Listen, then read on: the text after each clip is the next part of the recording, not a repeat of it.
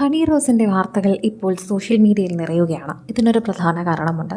Honey റോസിനെതിരെ പ്രശസ്ത ബിസിനസ്സുകാരനായ ബോബി ചെമ്മണ്ണൂർ നടത്തിയ ചില പരാമർശങ്ങളെ തുടർന്ന് തന്നെയാണ് ഇതുണ്ടായത്. എന്നാൽ ആരാണ് ശരിക്കും ഹണി റോസ്? ഇത്തരത്തിൽ ഒരുപാട് അശ്ലീല കമന്റുകളൊക്കെ നിറയുകയും ട്രോളുകൾ നിറയുകയും ചെയ്യുന്ന ഹണി റോസ് ശരിക്കും പറഞ്ഞാൽ ഒരു സാധാരണ നാട്ടിൻപുറത്തുകാരിയാണ്. സാധാരണ ഒരു ക്രിസ്ത്യാനി കുടുംബത്തിൽ ജനിച്ചു വളർന്ന ഒരു പെൺകുട്ടി എന്ന് അക്ഷരാർത്ഥത്തിൽ വിളിക്കാം. ബോയ് ഫ്രണ്ട് എന്നൊരു ചെറിയ സിനിമയിലൂടെ നായികയെ എത്തി അന്ന് മലയാളി പ്രേക്ഷകരുടെ മനസ്സിൽ ചേക്കേറിയ താരമെന്ന നിലയിൽ ഹണി റോസ് എന്നും പ്രശസ്തിയിൽ തന്നെയാണ്. ഏതു വേദിയിൽ പോയാലും ഹണി റോസ് റാണി തന്നെയാണ്.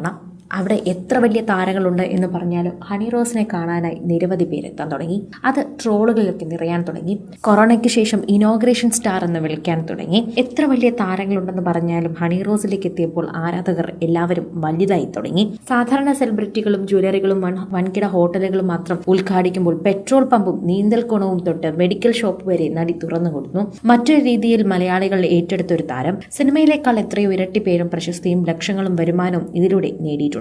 മലയാളത്തിന്റെ മെർലിൻ മൺറോ എന്ന് വിളിക്കപ്പെടുന്ന ഈ സൗന്ദര്യധാമത്തിന് വേറെ ഉണ്ടാകുന്ന ഇപ്പോൾ സോഷ്യൽ മീഡിയ അറ്റാക്കുകൾ കൂടി വരുന്നു.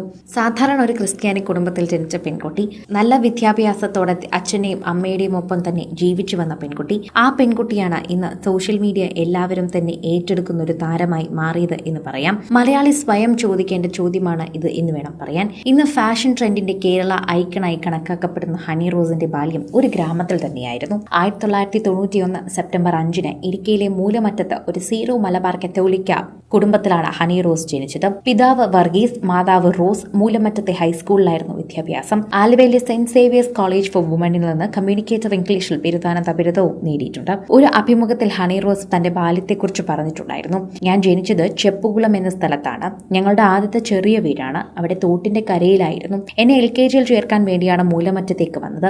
ആദ്യം വാടക വീട്ടിലായിരുന്നു താമസം. പഴയൊരു ഓടിട്ട വീടായിരുന്നു അത്.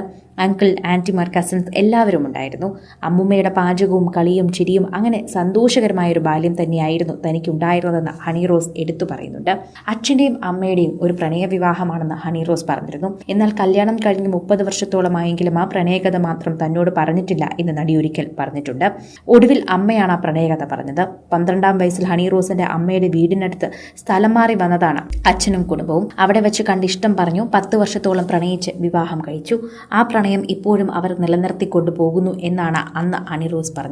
കുട്ടിക്കാലത്തെ ശാന്ത സ്വഭാവവും ഒരു നാണക്കാരിയുമായിരുന്നു ഹണി. പൊതുവെ അച്ഛന്റെ സ്വഭാവമാണ് ഹണിക്ക് കിട്ടിയിരിക്കുന്നത് എന്ന് പറയാനാണ് എല്ലാവരുടെയും പതിവ്. ഒറ്റമകളായതുകൊണ്ട് തന്നെ ഓമനിച്ചാണ് രക്ഷിതാക്കൾ വളർത്തിയത്. തേനും റോസാപ്പൂവും കലരുന്ന മനോഹരമായ പേരിട്ടതും അങ്ങനെ തന്നെയാണ്. എന്നാൽ സിനിമയിലേക്ക് ഹണി റോസിന്റെ എൻട്രി അത്ര എളുപ്പമായിരുന്നില്ല. അച്ഛനെ കൊണ്ട് സമ്മതിപ്പിക്കാൻ ഒരുപാട് പ്രയാസപ്പെട്ടിരുന്നു. ഞാൻ എന്ത് പറഞ്ഞാലും മുഴുവൻ സപ്പോർട്ടുമായി അച്ഛൻ കൂടെ തന്നെ ഉണ്ടാകും. മകളൊന്ന് സങ്കടപ്പെട്ടാൽ അതിലും വലിയ സങ്കടമാണ് അച്ഛൻ എന്ന് പറയാറുണ്ട്. അതുകൊണ്ടാണ് അഭിനയിക്കുന്നതിന് എതിർത്തതെന്ന് ഹണി റോസ് തന്നെ പറഞ്ഞിട്ടുണ്ട്. ഒരു അഭിമുഖത്തിൽ ഹണി റോസിന് തുടക്കത്തിൽ ഒരു സിനിമയിൽ അവസരം കിട്ടിയതിനെ കുറിച്ച് പറഞ്ഞിരുന്നു. ആ സിനിമ മറ്റൊരു താരത്തെ വെച്ച് സിനിമയിൽ ചെയ്തു. മോൾക്കത് വലിയ സങ്കടമായി എന്നാണ് ഹണി റോസിന്റെ അമ്മ പറഞ്ഞത്. ഒരുപാട് കാര്യങ്ങളാണ് ഇവർ ഇപ്പോൾ അധ്വാനിച്ച് എത്തിയത്. 14-ാം വയസ്സിൽ അഭിനയ ലോകത്ത് എത്തി. 2005 വിനയൻ സംവിധാനം ചെയ്ത ബോയ് ഫ്രണ്ട് എന്ന സിനിമയിലൂടെ തുടക്കം. ചിത്രം സൂപ്പർ ഹിറ്റായെങ്കിലും ആവറേജ് വിജയമായിരുന്നു. നടൻ മണിക്കുട്ടനുമായുള്ള കോംബോ ശ്രദ്ധിക്കപ്പെട്ടു. പിന്നീട് ഹണി റോസ് തമിഴിലും തെലുങ്കിലും എത്തി. 2007 കനവയായിരുന്നു ആദ്യ തമിഴ് പ്രോജക്ട്. തുടർന്ന് അടുത്ത വർഷം തെലുങ്ക് ചിത്രമായ ആലയത്തിൽ വേഷമിട്ടു.